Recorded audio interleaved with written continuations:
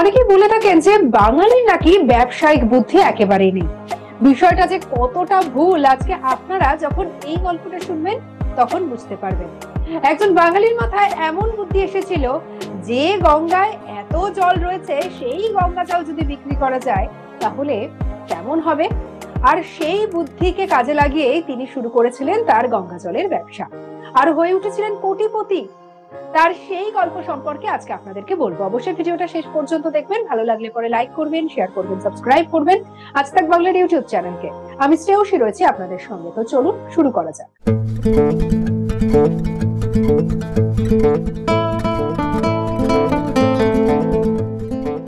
গঙ্গা জলের ব্যবসা সত্যি কি হয়? অনেকেই ভাবতে পারেন যে গঙ্গা জলের ব্যবসা আসলে এমনটাই করে দেখিয়েছিলেন একজন। তবে যিনি করে দেখিয়েছিলেন তার নামটার সঙ্গে আমরা খুব একটা বেশি বর্তমান প্রজন্ম পরিচিত নই। তিনি হচ্ছেন বৈষ্ণব চরণ শেঠ। তিনি একজন বাঙালি হয়ে এমন বুদ্ধিকে কাজে লাগিয়েছিলেন যে তার গঙ্গা জল একেবারে ছড়িয়ে পড়েছিল গোটা ভারতবর্ষে। এই মানুষটি গঙ্গা জল বিক্রি করে হয়ে উঠেছিলেন কোটিপতি আর এতটাই বড়লোক হয়েছিলেন যে কলকাতার একটা বড় অংশ তিনি কিনে নিয়েছিলেন। এবারে তার পিছনে কি ইতিহাস রয়েছে সেটা এবার আপনাদেরকে বলি। বলতে গেলে আমাদেরকে চলে যেতে হবে পুরনো কলকাতায়।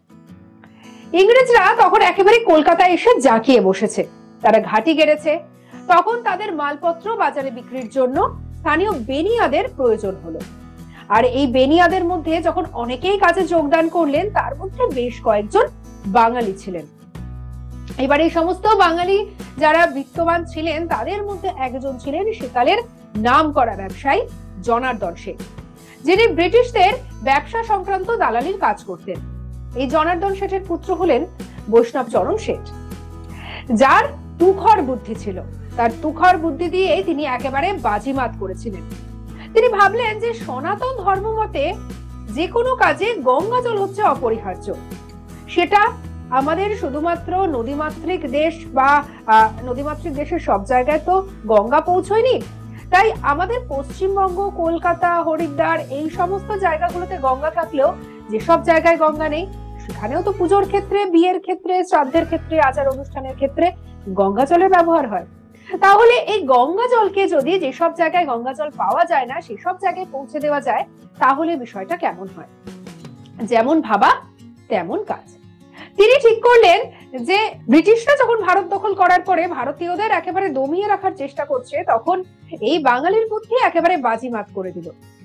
তিনি মাটির পাত্র জোগাড় করলেন। সেই মাটির পাত্রের মধ্যে গঙ্গা থেকে তুলে নিলেন বেশ কিছু গঙ্গা জল। এক্ষেত্রে কলসি, কলস, ছোট ছোট ঘটি এইসবের ব্যবহার করা হলো। তারপরে তার মুখে আটকে দেওয়া হলো একটি কাপড়। তারপরে সেই গঙ্গা জলের গায়ে লিখে দেওয়া হলো বৈষ্ণব চরণ শেঠের গঙ্গা জল। তারপরে সেই গঙ্গা জল ছড়িয়ে পড়তে শুরু করলো দেশের বিভিন্ন প্রান্তে। এবারে তার এই পাটুয়ারি বুদ্ধিতে একেবারে তিনি যেন বাজিমাত করে দিলেন। সত্যি যেন তিনি বিষয়টা নিয়ে একেবারে ফাটকা খেলেছিলেন। তবে তার এই বুদ্ধি যে এভাবে সুনাম অর্জন করবে তিনি নিজেও ভাবতে পারেননি। ধীরে ধীরে তিনি নিজেই হয়ে উঠলেন একটা গোটা ব্র্যান্ড। বৈষ্ণব চরণ শেঠের গঙ্গা জল নামেই সবাই একেবারে চিনে যেতে শুরু করলেন তাকে। বৈষ্ণব চরণের গঙ্গা জলের ব্যবসা আরম্ভ হওয়ার পরে রমরমিয়ে চলতে শুরু করলো। আবার তাকে দেখে অনেকে আবার হিংসায় পড়তে শুরু করলেন। তখন লক্ষ্য করা গেল ভেজাল গঙ্গা জলের চলও কিন্তু ধীরে ধীরে হচ্ছে। বৈষ্ণব চরণের সফলতা দেখে খাঁটি গঙ্গা জল বিক্রি করতে লাগলেন অনেকজন। তাদের কদর বাড়তে লাগলো রাজ, রাজা, জমিদার এদের কাছে। তবে বৈষ্ণব চরণের গঙ্গা জলের কদরই ছিল বেশি। দূর দূরান্ত থেকেও গঙ্গা জলের বরাত পেতে থাকেন তিনি। দেশের নানা প্রান্তের মানুষের কাছে তার গঙ্গা জল জনপ্রিয় হয়ে উঠল। শোনা যায় দাক্ষিণাত্যের তেলেঙ্গানার রাজাও নাকি বৈষ্ণব চরণের কাছ থেকে গঙ্গা জল কিনতেন। গঙ্গা জলের হাড়ির গায়ে তার নামাঙ্কিত শিলমোহর দেখেই সবাই বুঝতে পারতেন আসলে কোনটা তার গঙ্গা জল।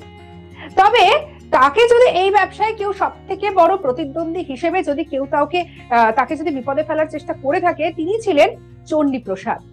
তিনি হয়ে উঠেছিলেন এই বৈষ্ণব চরণের প্রতিদ্বন্দ্বী। তবে একবার কি হয়েছিল জানেন?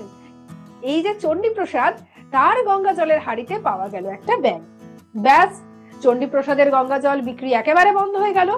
রটে গেল যে চণ্ডী প্রসাদ নাকি কুয়ো থেকে জল তুলে তা গঙ্গা জল বলে বিক্রি করে। ব্যাস, আর যায় কোথায়? চণ্ডী প্রসাদের ব্যবসা লাটে উঠতেই বৈষ্ণব চরণ একেবারে এক চেটিয়া ব্যবসায়ী হয়ে উঠলেন, আরো বেশি করে তিনি জাঁকিয়ে বসলেন।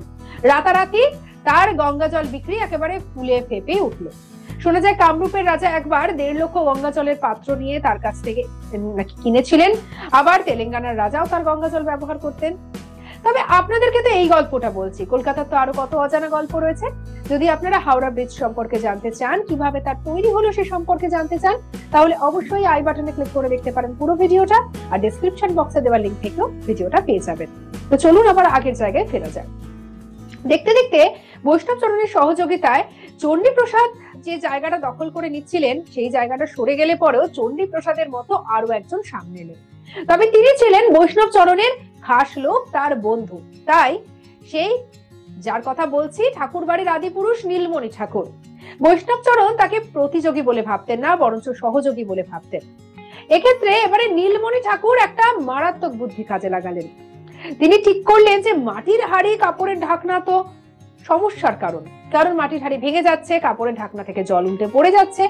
এক্ষেত্রে যদি টিনের পাত্র, টিনের ঢাকনা হয়, তাহলে তো জল পড়বে না, ভেঙে যাবে না, উল্টে দিলেও কোনো কিছুতেই জল কিন্তু পড়বে না। যেমন ভাবা তেমন কাজ। নীলমণি ঠাকুর তখন শুরু করলেন টিনের বাক্সের মধ্যে করে, টিনের কৌটোর মধ্যে করে জল বিক্রি করা।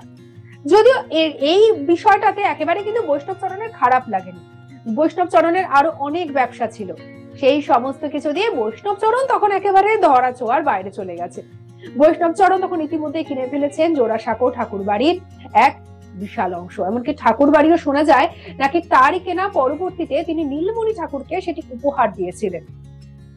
আবার গঙ্গাজল ব্যবসা করেই জোড়াসাঁকো অঞ্চলের এই প্রাসাদের মতো তিনি বাড়ি নির্মাণ করেছিলেন।